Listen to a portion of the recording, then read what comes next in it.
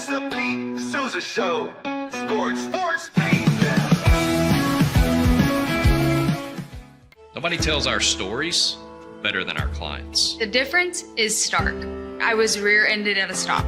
I thought I was fine, and then once I got home, I realized it's a lot worse than I thought. I ended up having a ruptured disc. You say you're not hurting, and then an hour later, you're saying you're in all this pain. I just felt like most people would think that I was lying. And that's when I decided to call Daniel Stark. I owe a lot to Daniel Stark. They really got me what I deserved. The difference is stark.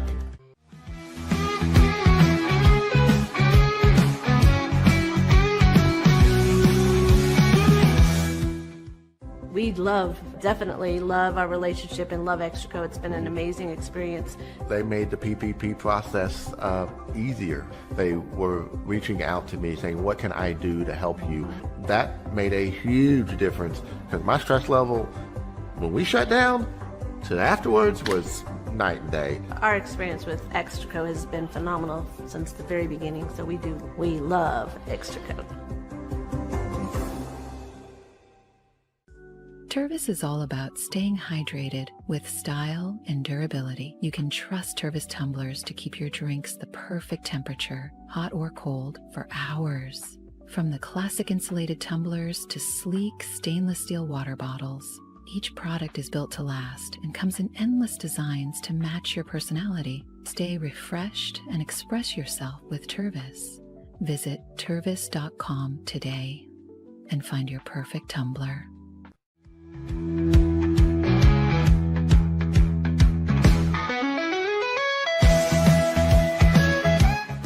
Since our founding, we've been revolutionizing hair removal with cutting-edge technology and a commitment to empowerment. The U-Like Air 3, launched in 2023, ushers in a new era of sapphire ice cooling technology, offering nearly painless hair reduction in just 3 weeks. Experience the future of hair removal today at ulike.com, because at Ulike, beauty is about looking and feeling good. That's ulike.com. Ulike. With Ease US, make studio quality voiceovers for your videos online in over 149 languages and dialects, featuring 468 natural AI voices. Customize the volume, mood, and pauses to perfectly match your content. Plus, capture high quality videos with no watermark. Record your screen, webcam, and voice, and save them instantly to your computer. Never been easier to create professional grade videos and voiceovers. Try it today at easeus.com. That's EASEUS.com. Ease US.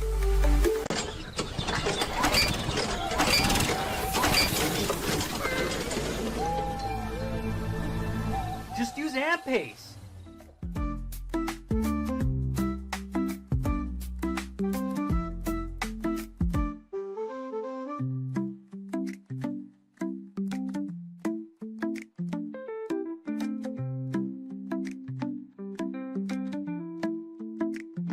AMP-Pace.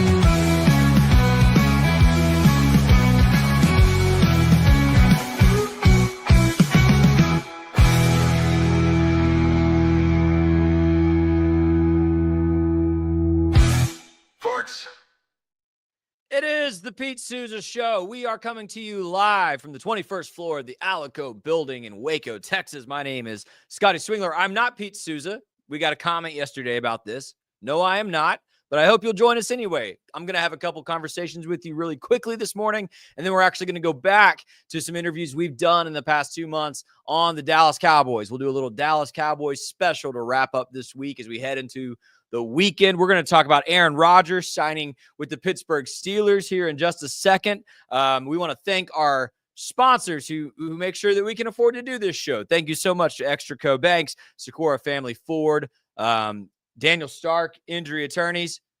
Go talk to our guys there if you need their help. And then, of course, Slovacek's in West. Stop by and tell them the Pete Sousa Show. Since you don't ever go to Czech, stop again. When you drive through West, Go the other direction. Go the other side of the interstate. Get you some Slovaceks. Hey, we got to start with this, man. I just can't.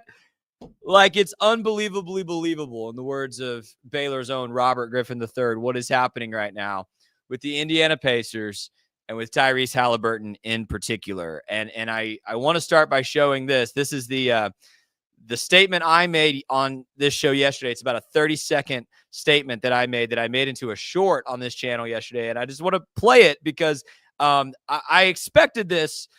And it just happened in such a beautiful way in game one. This is what I said yesterday. Heard me say this week, I want this for Tyrese Haliburton.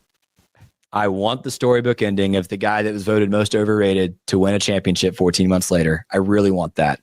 But more than that, if one or two of these games comes down to the last possession, as good as SGA is, and SGA will lead this series in scoring, Tyrese Haliburton in every playoff series this season has hit a game-winning or send it to overtime shot. Tyrese Haliburton is not only going to win finals MVP, he's going to hit a big shot somewhere to win a game and take this series.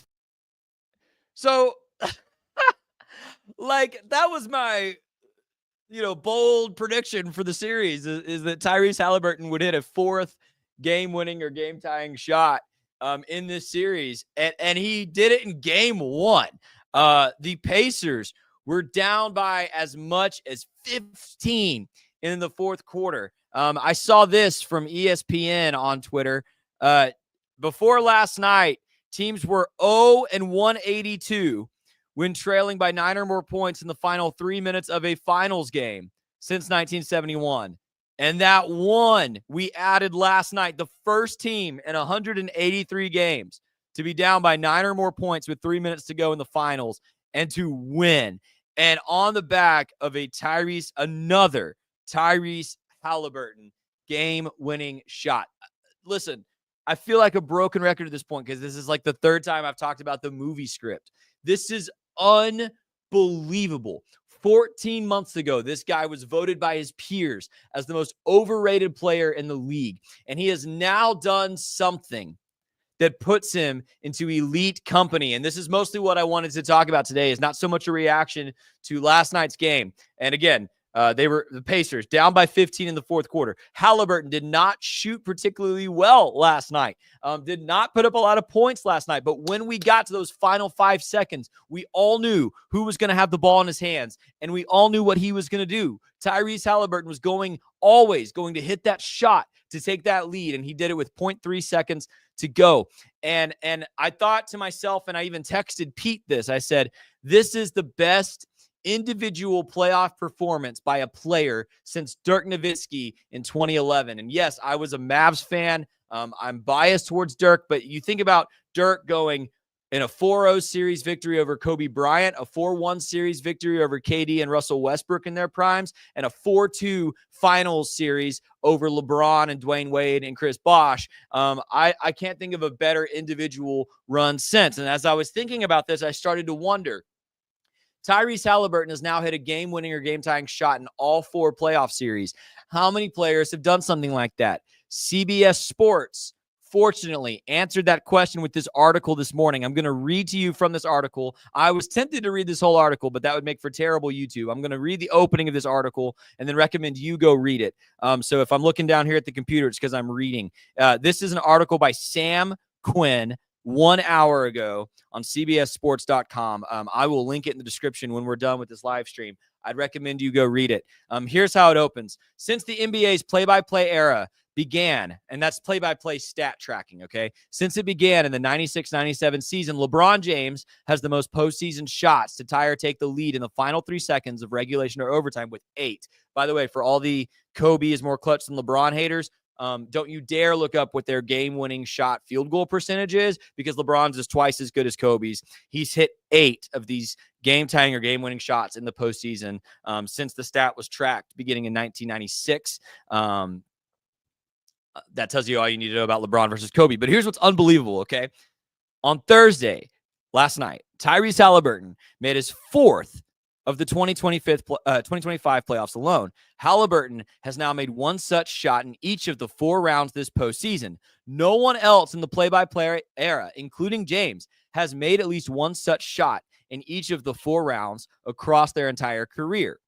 Michael Jordan did so, but didn't complete that bingo card until the 97 NBA Finals, his second to last trip to the postseason.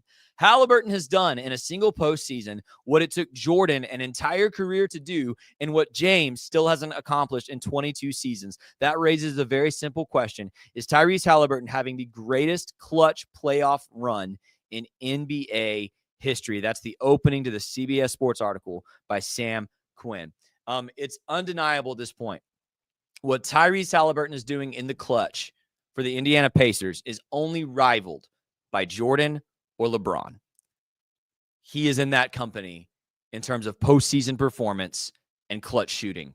It's really incredible. It's really like I don't have enough words to describe that kind of company. Now, what makes this interesting and what makes Haliburton so unique is that he is not scoring nearly as many points in the postseason as LeBron or Michael or Kobe or Dirk or any other superstar who's led their team to a finals championship. Haliburton is averaging fewer points in clutch situations this postseason than Jalen Brunson did.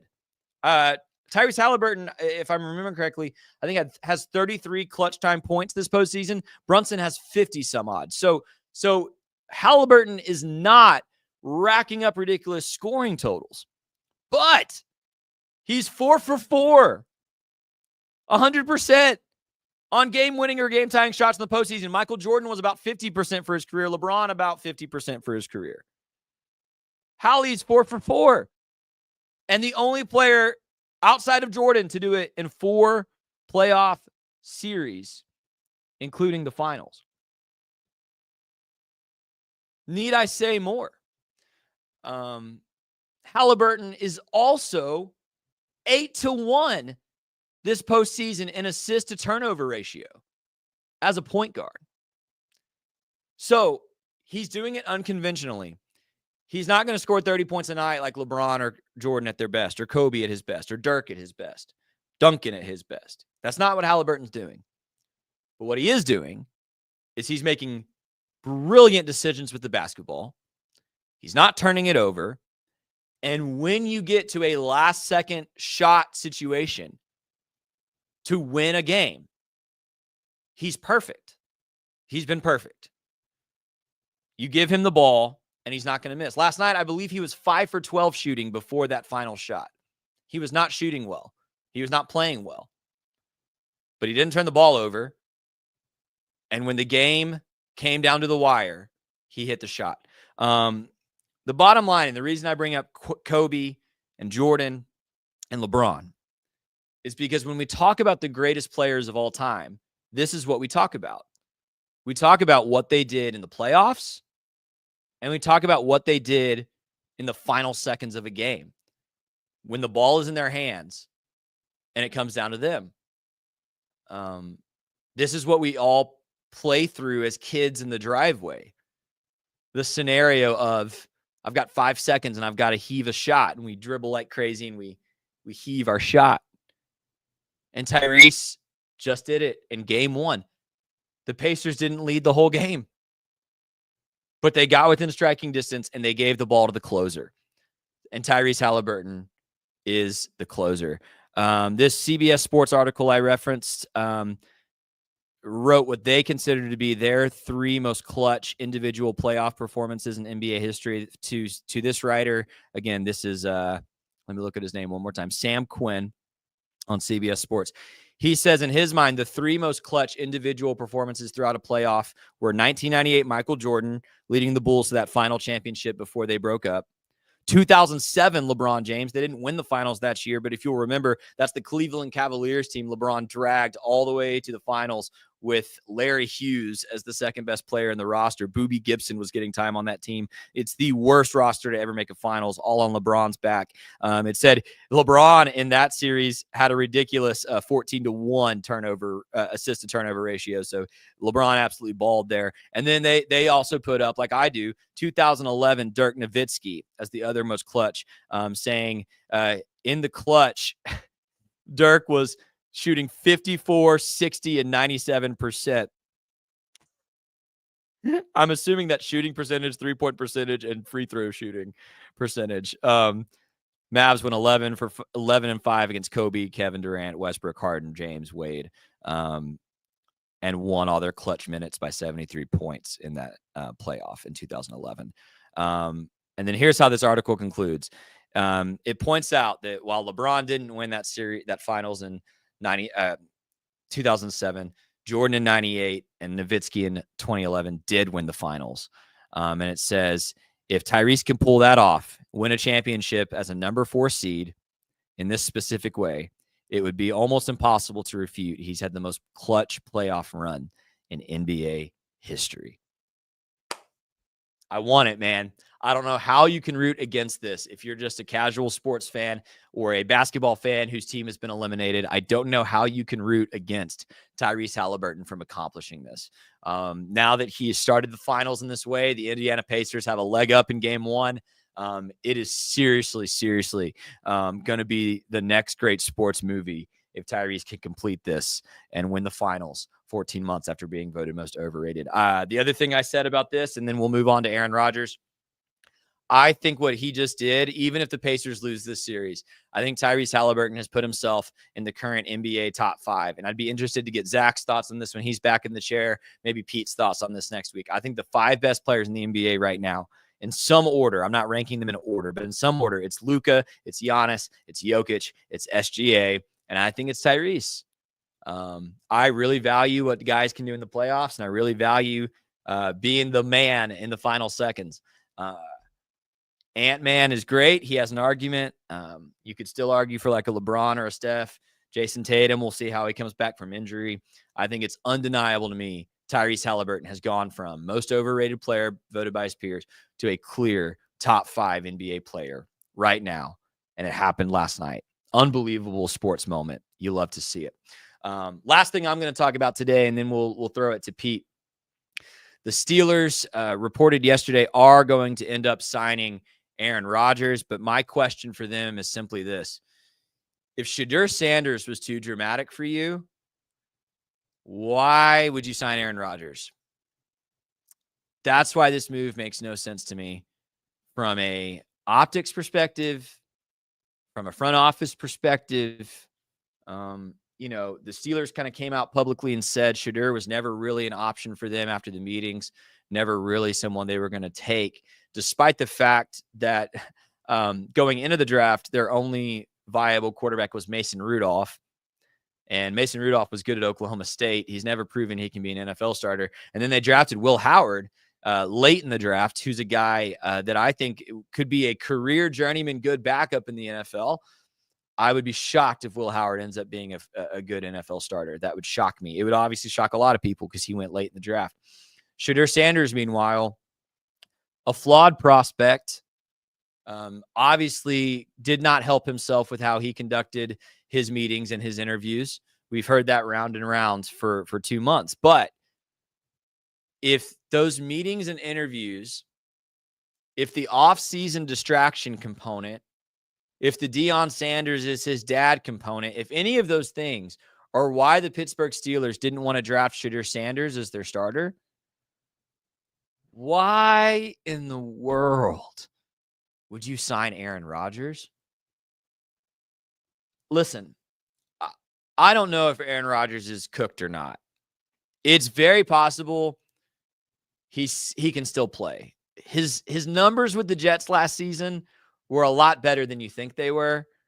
But the reality is he didn't take the Jets to a winning record, despite the fact that he had Devontae Adams and Garrett Wilson and weapons on that offense, despite the fact that their defense was decent. Rodgers didn't make some clutch plays late in games, speaking of playing in the clutch, last season for the Jets. And at 41, and clearly, I'm not hating on the guy, but clearly not taking care of his body the same way Tom Brady was at 41. Right? Can we just be honest about that? Can we just recognize what Father Time does? When you look at athletes taking care of their bodies in their 40s, like Tom Brady and LeBron James are doing superhuman things that Aaron Rodgers is not doing. So there's questions about Aaron on the field that I think would rival questions about Shedeur on the field. The upside of Shedeur is obviously that if he develops into an NFL starter, you've got a guy who could start for your franchise for a decade. If Rodgers even still plays up to his highest ceiling at 41, maybe you have a top 10 NFL quarterback for 2 years. Like, I think that's best case scenario for Aaron Rodgers and the Steelers at this point. Is Aaron Rodgers really an upgrade over Justin Fields or Russell Wilson at this point? Clearly, the Jets didn't think so. They signed Justin Fields, and they're going to start Justin Fields, and they feel better about that than Aaron Rodgers. So it is just going to be fascinating, like on the field, to see what Aaron Rodgers can do with the Steelers' new weapon and DK Metcalf.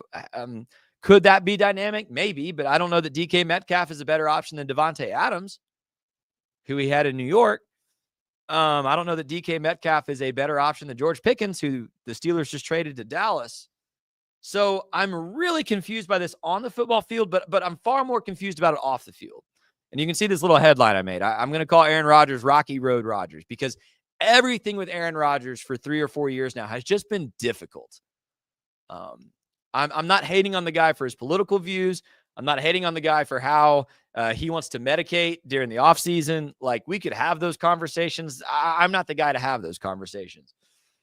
What I can tell you, and what we've all observed, everybody has observed for 3 or 4 years, is he's difficult. He's a drama queen. He's a headache. There's no way he's going out of his way to be a good teammate in that locker room. There's no way he's doing the extra off the field to be an upstanding Pittsburgh Steeler, to build up the image of that franchise. This guy is just extending his career, and even he's acting flippant about that. It really is shocking, the parallels to Brett Favre late in his career, just in terms of the I'm retired, I'm not retired thing. I just cannot get my brain around the hypocrisy here. Does anybody else see that? Do you see that? You can comment below. Do you see the dissonance between we're not going to sign Shedeur Sanders because he's a headache off the field, he brings too much drama, and then signing Aaron Rodgers, who's going to go on Pat McAfee's show every week and maybe talk crap about teammates, who's going to, potentially get injured or not be available some this season just due to his age, who's going to only create negative headlines. Like, when's the last time Aaron Rodgers created a positive headline for himself or for an NFL franchise? Now, if there's a coach in the NFL who I think can maximize Aaron Rodgers, it's probably Mike Tomlin. If there's a franchise that is secure enough in its legacy that Aaron Rodgers isn't really going to harm it, Pittsburgh Steelers are one, certainly more so than the New York Jets. But I just don't understand this from a Steelers perspective when the Jets just gladly took Justin Fields from you to be their new starter because they were done with Aaron. You didn't want Shedeur Sanders because of the off-the-field stuff, the mouth, the Dion stuff, the overconfidence. Isn't Aaron Rodgers just the same off-field issues with a much lower ceiling, shorter runway, smaller upside? I don't understand this move at all. So comment below if you'd like to get in on this discussion. Aaron Rodgers, Shedeur Sanders, Pittsburgh Steelers, any of that. Again, I'm not claiming Shedeur Sanders is going to be a surefire NFL thing. But at this point in his career, neither is Aaron Rodgers. And I think I would argue Aaron Rodgers is an even bigger headache off the field than Shedeur Sanders. He's going to cost more money. He's going to make more public appearances. He's going to run his mouth.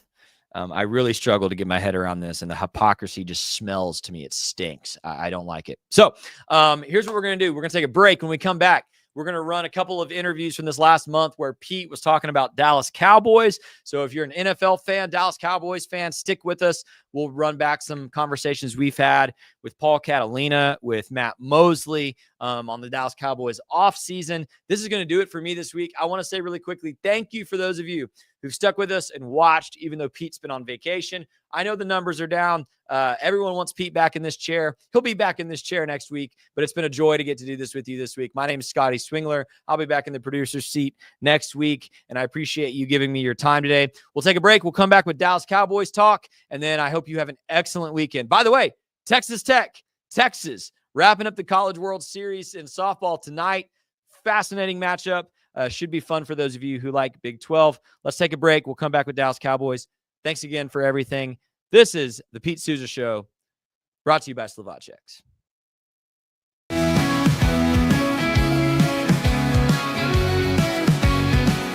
Dive into adventure with Scuba.com, your ultimate destination for top-tier scuba and snorkeling gear. With over 20 years of experience, our expert staff, who've dived everywhere from the Galapagos to the Maldives, provides personalized advice to help you find the perfect gear for any underwater journey. Shop leading brands like GoPro, Aqualung, and Scuba Pro. Whether you're a beginner or a pro, trust Scuba.com for the best in diving equipment and expert guidance. Explore now at Scuba.com. That's SCUBA.com. Scuba.com.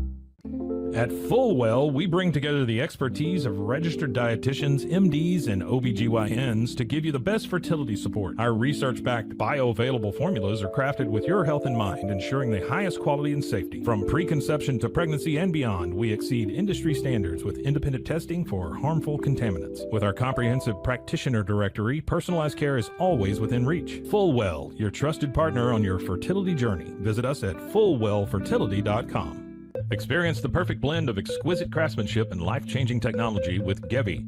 Every product is built with precision, featuring specialized parts that ensure durability, efficiency, and safety. We put every machine through 6,000 rigorous tests to guarantee long-lasting performance. With cutting-edge technology and a commitment to energy efficiency, Gevi makes your life easier, greener, and more convenient. Upgrade your everyday with Gevi. Visit us at gevi.com to discover more. That's gevi.com. With San, owning iconic furniture no longer requires paying a premium.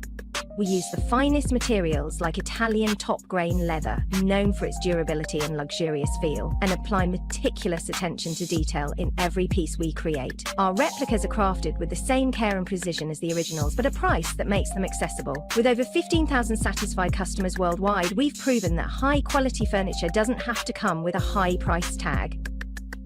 Explore our collection today at san.com. At Covers & All, we've revolutionized protective solutions with cutting-edge, customizable covers, tarps, and curtains. Using advanced tech fabrics that are 100% waterproof, UV tear, and abrasion resistant, we ensure lasting durability with hand-sewn double-stitch seams. Our commitment to quality, precision engineering, and customizable options is unmatched. With vertically integrated operations and express shipping, we deliver premier protection at affordable prices.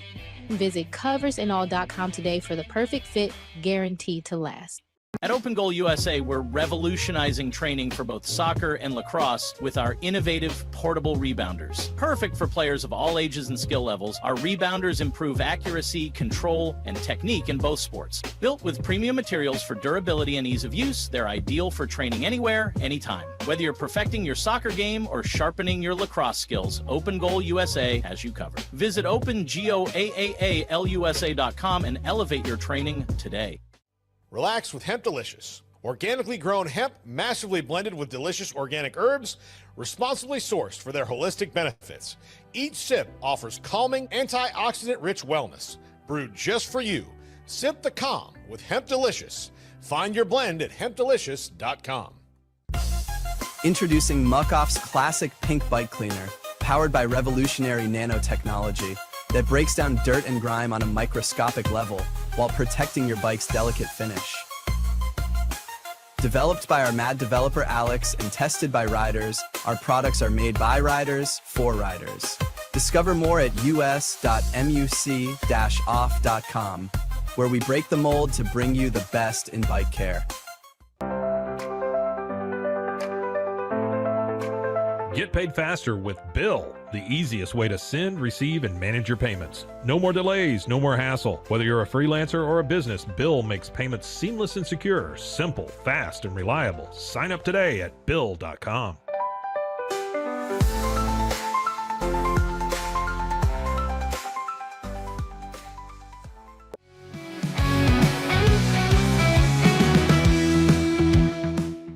we've been talking a lot about the draft, unfortunately. Like a lot of people, we've been talking a lot of Shadur. It is what it is. But when we talk about the Cowboys draft, I think one of the things that I was most impressed with was the fact that we're not really talking much about their draft, which means it was pretty good from soup to nuts. Yeah. Oh, and thank you to Scotty for putting this up for me, because for the life of me, I've not been able to remember the Maryland defensive tackle's name.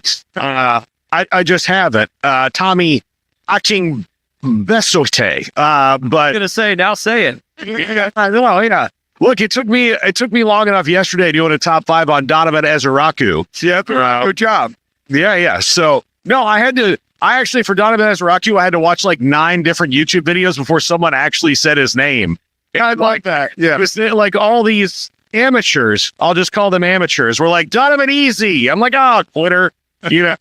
So yeah, no. I like the Cowboys draft class. I don't love it. Which is fine. And look, I don't know if they were really in a position, especially because they traded the 4th round pick for Jonathan Mingo, to get an alpha dog starting running back like Cam Scadaboo, who was my favorite player in the draft, that went in the 4th round. Like, had they been in the 4th round, they can get someone like that. They didn't, but I do like the Jaden Blue pick in that he can be explosive, be that kind of Tony Pollard that they don't have anymore. He's a very good player. He has a bit of fumbleitis sometimes, but that's what the coaches are for, to coach it out of him. But overall, they didn't do anything dumb, which is a huge step forward for the Cowboys. They didn't do anything dumb. That was the top. Yeah. So Tyler Booker, what was your overall feeling about the draft, that drafting, and do you see him fitting in right away? Plug him.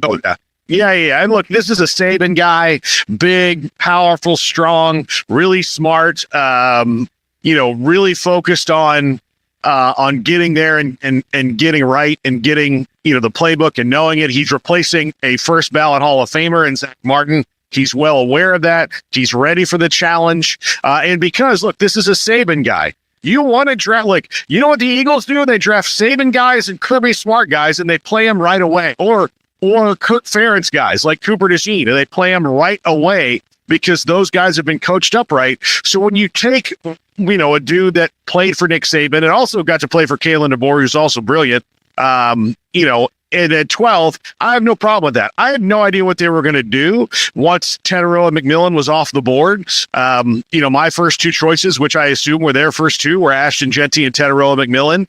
I didn't think Ashton Jeanty was going to get there. I thought McMillan would, and then the Panthers came in and kind of ruined that whole vibe. But it does make sense for them what they did. But I do like the Tyler Booker pick, because when you look between 12 and honestly 45 in this draft, the minuscule data points of, well, this guy's better than this. It's all about what you need and what's the best.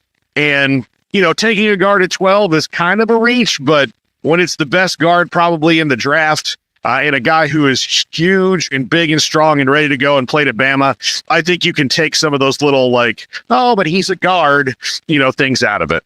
I want to ask you about Donovan Ezeraku, and as we get into this, I want to ask you another question. But let me stick to Ezeraku. Give that pick a Gordon thing. That's an A+. That's their best overall pick. And they did, that pick, they did something really smart. Because at 44, there was a lot of stuff going on around them. They could have kind of, fallen into the trap of let's get our 4th round pick back, or, and I think what they did was, because they did like Donovan Ezeraku, they had him in for a 30 visit. They said, look, if one of our 30 visit guys is sitting there at 44, we'll take them, that we had graded in this spot. If one of our, if they're not, then maybe they trade out of it and pick up that 4th round pick or whatever they would get again. They just stayed pat. Donovan Ezeraku was there. They took him. When you look at young pass rushers that they have, Micah Parsons is still young, and he's the best player on defense in the NFC. You put in Donovan Ezeraku, who immediately can at least come in on passing downs. You have Sam Williams coming back from injury, who looked like he was taking step forward before he got hurt. Marshawn Nealon, who they drafted last year, they really like. Then you bring back Dante Fowler, the veteran whose job is go get the quarterback and did a really good job for him 2 years ago. I do like that. I like that a lot. And it just fits with, what they need and what they do, on defense. Although I know it will be different under Matt Eberflus. Matt Eberflus, before he was a very, very bad head coach, was an elite defensive coordinator. So I am happy about that, about Matt Eberflus being back. When he was the Cowboys linebackers coach, I remember we interviewed him at camp one time, and after he walked off, Rod Marinelli walked by and said, like, that guy's going to be the best DC in the league one day. And so I trust everything Rod Marinelli's ever said in the world. So, and I believe he was great with the Colts, and I think he can be great with the Cowboys again at DC. When you look at this class, that is very high praise, by the way. This class, I think one of the concerns heading in for Cowboys fans and people who are analyzing it were, who can come in and play right away? How many starters do you think they got out of this? I think they have, I'm going to say 2.5. Maybe 3. We'll call it 3 if you combine Jaden Blue as a half and Siobhan Ravel as a half, depending on how healthy he is. Shamar James, that's a position of need. Cornelius, Toia, Mafa, Tommy the King, that's what I'm going to call him. I'm realizing, yeah. But those guys are all, projects or long-term things, although Jay Toia, I've heard a lot of really good things about. And look, Clemson's in the ACC, so I watched them quite a bit, and Phil Maffa can get you a first down. I'm not sure what he is past that in the NFL, but he can get you a first down. So I'll call it 3 out of the first 4 picks, even though that, like, if Siobhan Ravel's going to start on PUP, although they think he'll be ready for camp. Jaden Blue, year 1 is not going to be their alpha running back. He's going to probably help them make some plays, but they'll have those top 4 picks will contribute regularly. What does this make you, or does this draft make you more optimistic for the season, or not make you still have a lot of caution heading into the season? Not this immediate season. I think this is a good, a couple years from now, like these guys, when they come into their own, it looks like they'll be all right. But you've got to, the offensive line is very, very young. It's very, very, very young. And then it's, there's all these new coaches and all that. They're just, there's got to be some time to grow. And look, they have 2 massive needs, which have not been addressed yet. And that is starting running back, like the alpha running back. And the veterans they signed, they have a 50-50 shot of making the team. Like Javonte Williams has not had a season in the league where you'd say, this is definitely your starter. He might wind up being their starter, which is, I don't think, a good thing. Miles Sanders, I doubt makes this team because he's been so injured, but maybe he does. He maybe winds up on the practice squad because that's a little bit of a different thing now since COVID.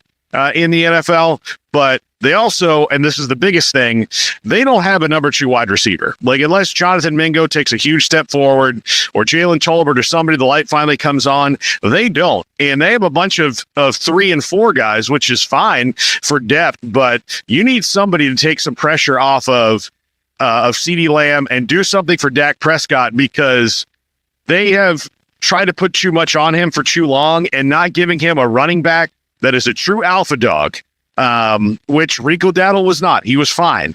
But not giving a true alpha dog running back and a true number 2 wide receiver is absolute malpractice by the front office, and they should be ashamed that they're doing it. But, they're the Jones family. They have no shame. You need somebody to take some pressure off of CeeDee Lamb and do something for Dak Prescott, because they have tried to put too much on him for too long and not giving him a running back that is a true alpha dog, which Rico Dowdle was not. He was fine.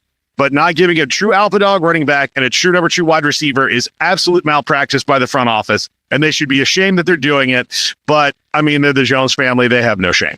They have about 3 years before Dak's ineffectiveness and age, collide. So Right now, they've got Dak at probably the most maximum efficiency that they're ever going to have him.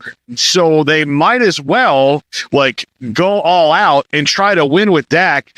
That's what they never did for Tony Romo, and they've not done it for Dak Prescott because they're building it for a future that's been 29 years. And then you go back to the Brian Schottenheimer press conference. You get Stephen Jones saying so-called drought. Buddy, it's not so-called. It ain't raining. It hasn't rained. It's a drought. Like the ground's cracking. There's cactus popping up and tumbleweed. You are in the desert, bro. Like the fans are thirsty. They want water. Give them some water. And it's all building for this future that will never come when Allen works in the NFL with a salary cap now, which they didn't have when they won their 3 Super Bowls. Is, you know what? Sometimes you luck into like luck and skill and all that with Patrick Mahomes, and you don't really have to, you've got this magic man back there. But if you have a guy who's good but not great at quarterback, what you do, like the Rams did when they got Matthew Stafford, is you put the pedal to the floor, you get everything you can around him, you win a championship, maybe 2 if it works out that way, and then, you let it fall apart and you build back again. But they have just, they've stayed in the middle, and there's nothing more despicable in sports than being stuck in the middle. Be bad or be good. Ricky Bobby, that's the only organization in pro sports aside from the Yankees or the Lakers who can be middle of the road and still command interest. Yes, I almost feel like they take advantage of us on that. Yeah, they absolutely do. Paul, I can tell you're lathered up over there. Where'd you go to look like come in? Yeah, let me jump in here. So, because I think Bear the Truth and I have the same thought here as Paul was talking about surrounding Dak with talent, trying to take advantage. I think Paul said something like Dak's at his peak efficiency right now. Paul, I'm a noted Dak hater. I've been at anti-Dak train for a while, but Bear the Truth also commented, hot take, Dak's best years are ahead? No, that's not what I meant. Dak is at the best efficiency you're ever going to get him again right now. Like, it's not going to get better as it goes along. So, 2 years ago, he had an MVP caliber season. So you're still in the afterglow of that a little bit. So if you can stay in the afterglow of Dak just a bit, and put people around him, because look, Scotty, I understand that that there are Dak haters out there, but what we have to come to grips with is he is the quarterback for the 3 years. Yeah. Look, that's not going to change barring a catastrophic injury. So they can't do anything about that. Now, 3 years from now, if it doesn't work out, he's probably gone, and they move on, and Dak does the, series of 1-year deal things, going to play for teams like Russell Wilson. That's what'll happen. But if they can win with, he's good enough to win a Super Bowl. When you look at, not every quarterback who's won is Brady or Mahomes or Roger Staubach. I agree, Scotty. Don't give Paul the side. I agree, Paul. You can win. Like, Trent Dilfer won a Super Bowl, Scotty. Brad Johnson won a Super Bowl. Mark Rippon won a Super Bowl. But Paul, the argument would be, and I've had people come back at me like the same way. That was 30 years ago. That was 20 years ago. Really. Nick Foles just did it too. Okay, there we go. You know why Nick Foles won? I was at that game, Scotty. You know why Nick Foles won it? Because that team of Eagles was superb around him. Yeah. And Carson Wentz would have won it if not Nick Foles. Right. Those guys are average at best. Right. So, yeah. Your point about a mediocre quarterback winning the Super Bowl is taken.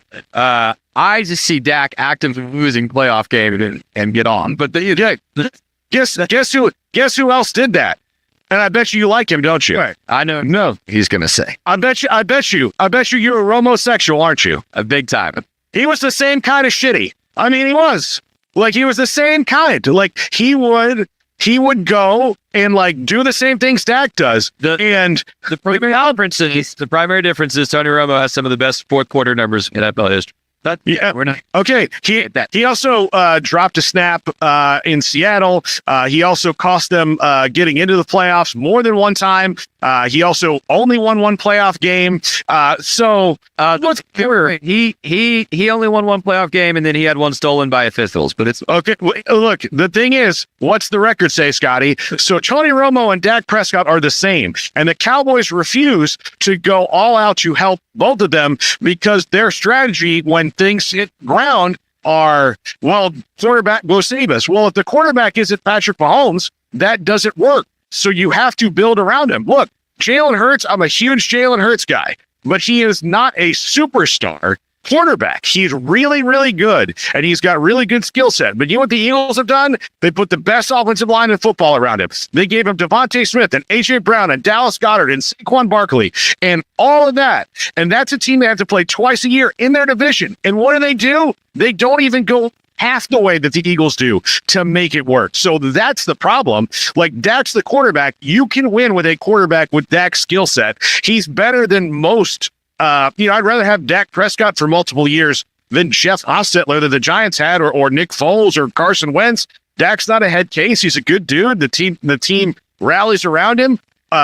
Yes, he has his limitations, but if you build around him to take away from those limitations and don't put it always on him, then you'll have a chance.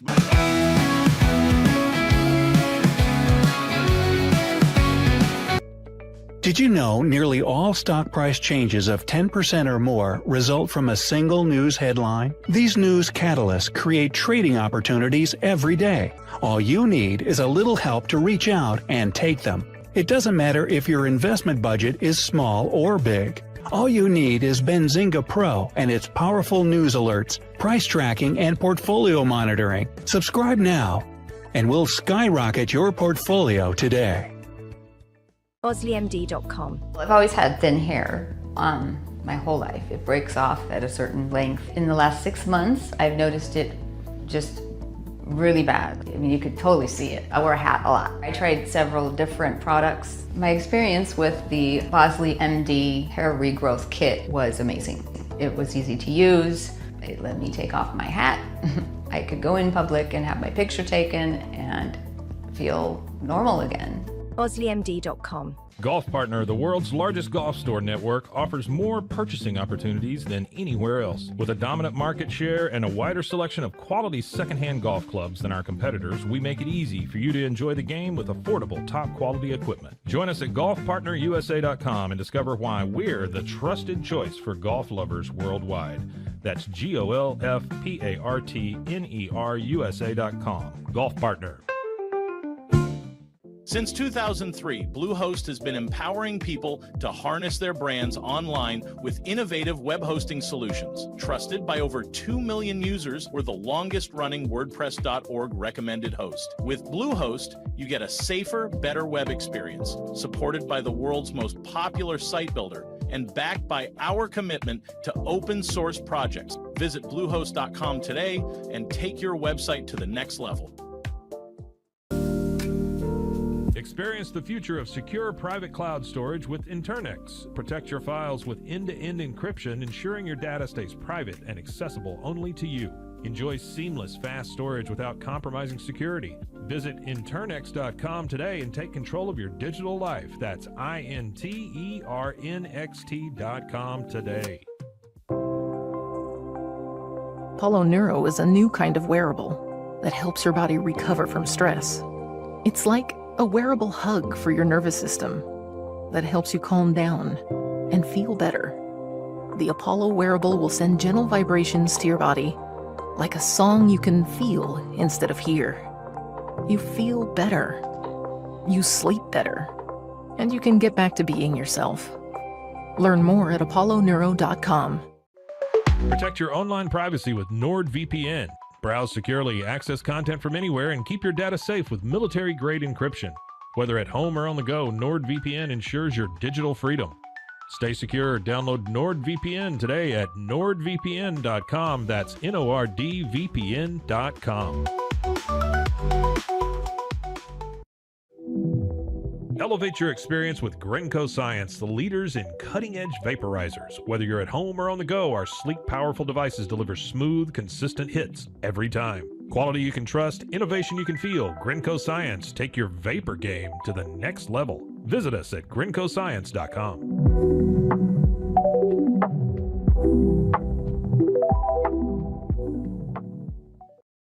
It all began with a simple idea, cutting handles off old ski sticks to create better pull-up bars. This sparked the creation of the revolutionary Angles 90 handles. After testing over 70 prototypes with 300 athletes, our patented handles were launched in 2018. We continue to push the boundaries of strength training. Join us in making your training more natural and effective. Visit Angles90.com to learn more and revolutionize your workout.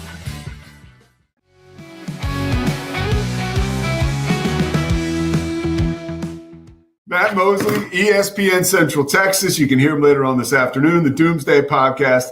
A whole lot going on with Mosley. I think we have some more announcements coming soon, but for right now, we'll stick with that. Cowboys insider, longtime writer for the Dallas Morning News. Matt, when you saw the Dallas Cowboys schedule release, what was the first thing that came to your mind when you really had a chance to sink your teeth into it?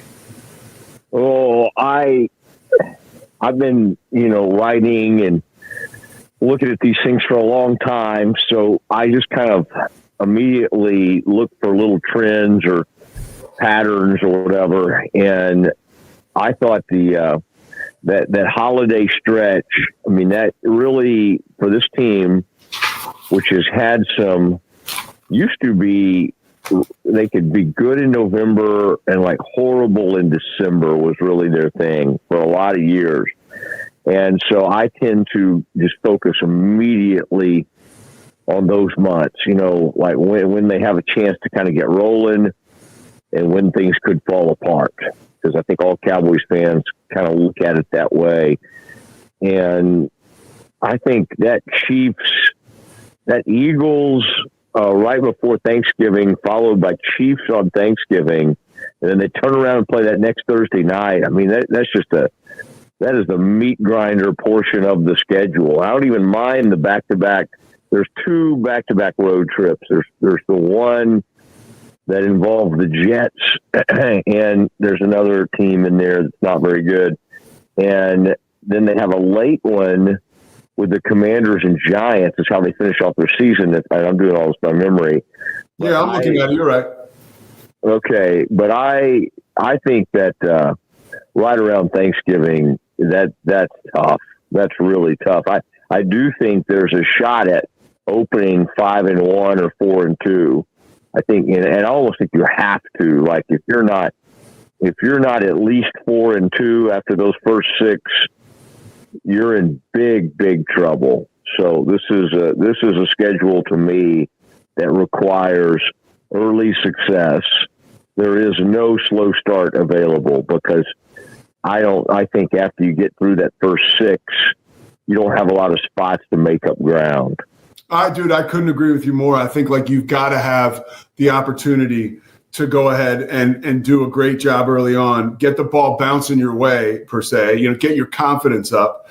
And then, because when you get into the teeth of that schedule late, like you said, a time that can in history has been a tough one for the Cowboys, at the Raiders, the Chiefs, you mentioned the Philly game right there, then at the Lions right after the Chiefs on Thanksgiving, then the Vikings, that's another Sunday night football game, then the Commanders at noon. That's tough, and then you wrap up with the Giants. What do you think about all the national TV games? I'm pretty pumped. You got some Romo in there, you got a lot of Brady. That's exciting. A Buck and Aikman, great job. We got 2 Monday night games. That's a pretty good deal. Yeah. Yeah. Yeah, it's funny because as a longtime Eagles observer and fan that you are, like after winning a Super Bowl, how funky the schedule can get.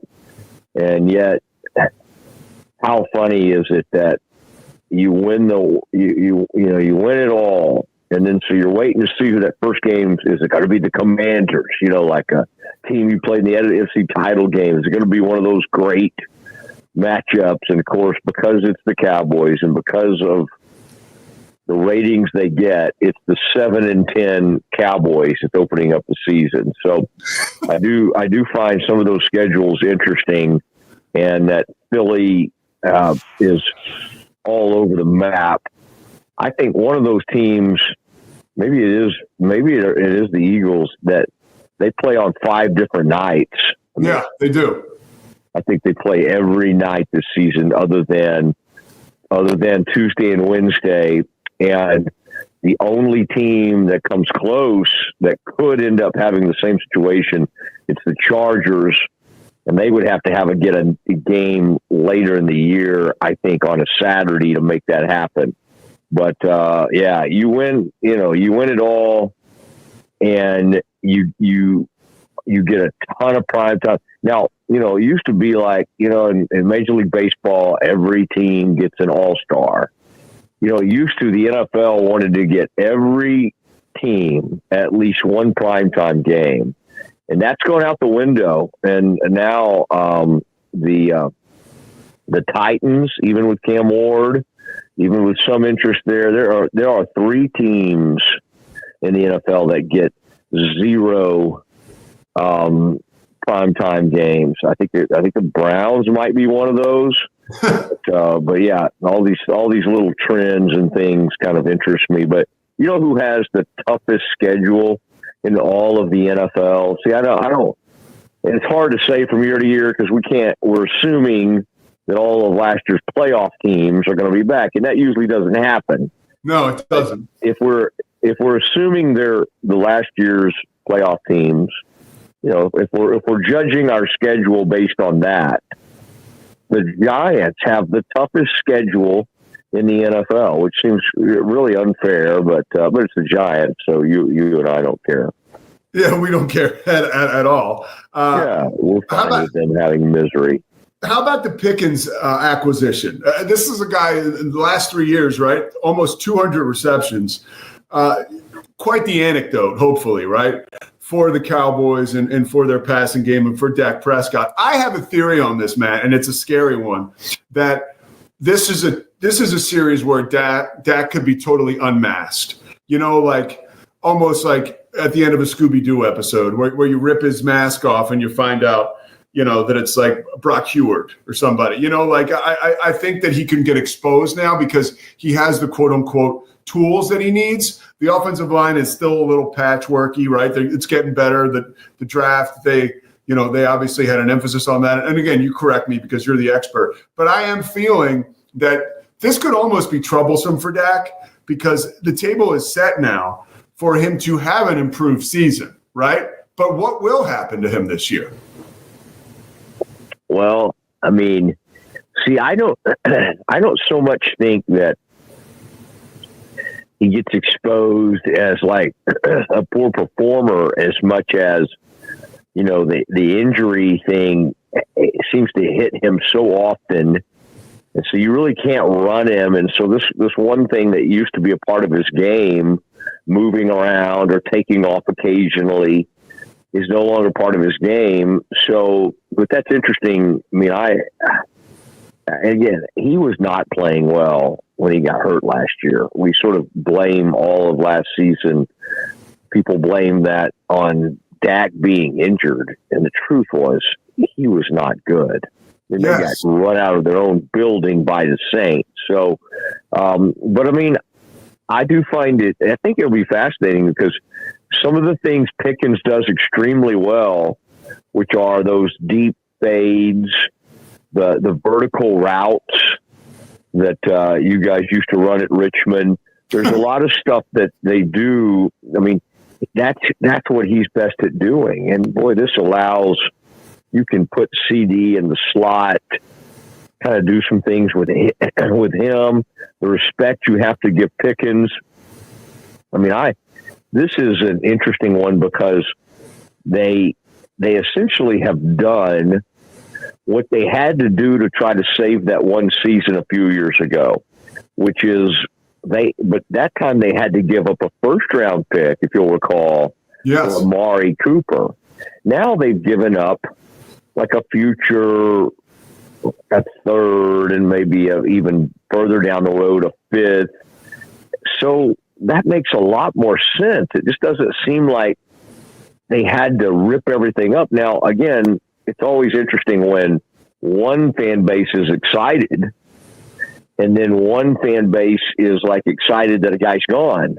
You can't help but be like, oh, geez. I mean, like, why do the Steelers hate this guy? Yeah. I mean, if he's so good and he's 23, 24 years old, like, that's not a great sign when the whole fan base is very happy he's leaving. So, but I tend to think you don't really hear bad stuff from the teammates. And it really does seem to be like he's just kind of, would get carried away on the field and kind of get in fights. And it was kind of a more on the field stuff. So, and even the Steelers GM came out and said this guy never asked to be traded. So, like, unlike a lot of receivers, I don't think he was begging for a way out.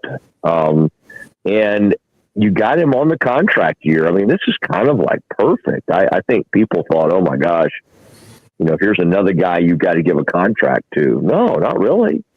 I mean, he's going into his final season, and I mean, it's sink or swim time. He either puts up a great season and then he'll be a big time free agent, or he struggles. And I think he's going to do fine. So I think overall it was a solid move, and especially given some of the other receivers they looked at, apparently that some of those names came up, and I think this guy maybe has the most upside of any of the people they could have looked at. Way too early, but I do want to get your prediction. Will the Cowboys be a playoff team? I think the answer is no. I just, a lot of times I just look on these schedules. Okay, what divisions are they playing? Who's on there? I mean, you yourself mentioned. I mean, it just stinks when Detroit and all those, when you get two conferences that legit, each of them have, or divisions that each of them have three possible playoff teams. I mean, that's a rough place to start. So, I do not think it's likely. But I do think the thing's going to be more entertaining, especially with Pickens involved. And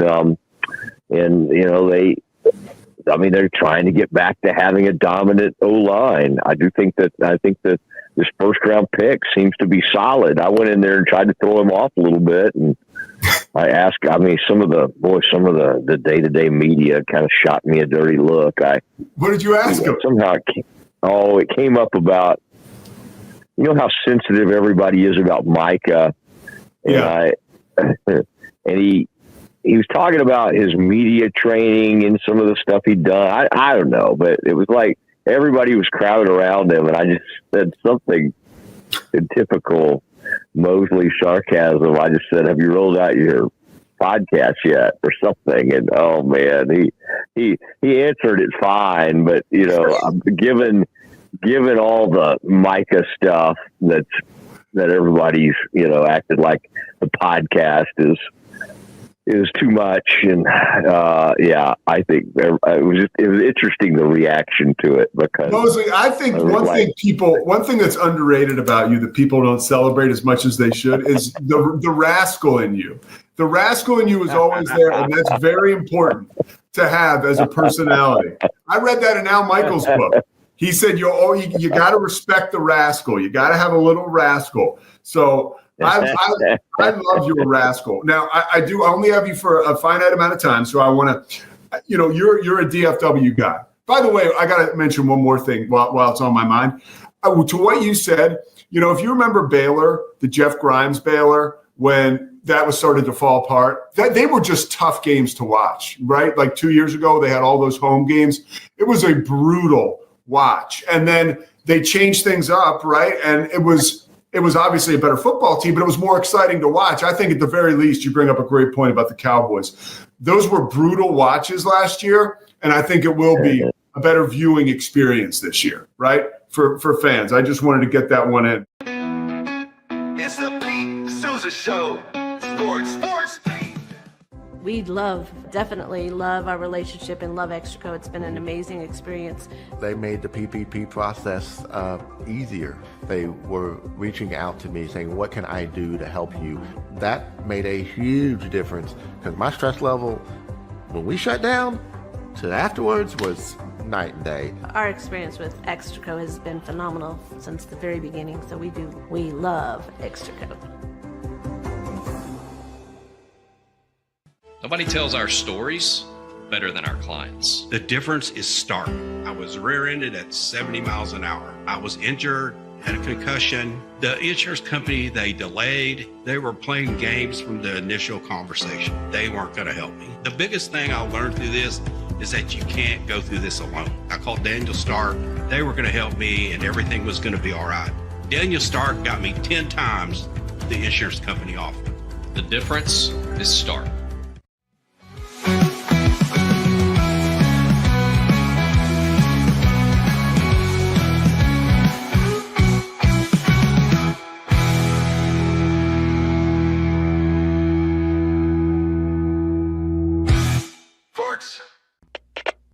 We are Rogue Media Sports.